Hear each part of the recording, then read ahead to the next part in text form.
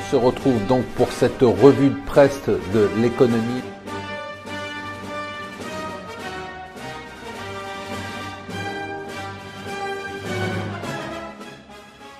Bonjour et bienvenue sur Mon Financier pour le Morning Zapping. Nous sommes le jeudi 5 juillet. Une des nouvelles du jour dans les échos, c'est le report surprise du plan pauvreté.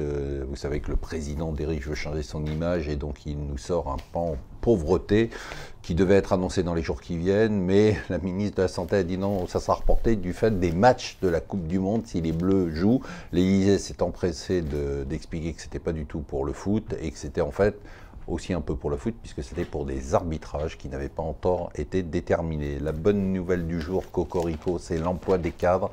250 000 emplois, 4,5% de plus qu'année dernière, c'est un record absolu. On n'avait pas vu ça, nous dit le Figaro, même pas en 2007. C'est pas beau ça. L'événement du jour, c'est bien évidemment ça. Ça va beaucoup faire parler, être lu par tout le monde. C'est le classement des 500 fortunes de France, fortune industrielle. Bon, pas de surprise. Enfin, une surprise quand même, c'est que le luxe écrase tout. Les trois premières fortunes, c'est Bernard Arnault, la famille Wertheimer et la famille Hermès, Dumas Hermès. Alors, Bernard Arnault qui écrase tout avec 76 milliards d'euros, une hausse de 56% par rapport à l'année dernière. Chiffre aussi très significatif. Le classement a commencé en 1996, à l'époque, les 500 premières fortunes représentaient 86 milliards d'euros. Aujourd'hui, c'est 630 milliards d'euros.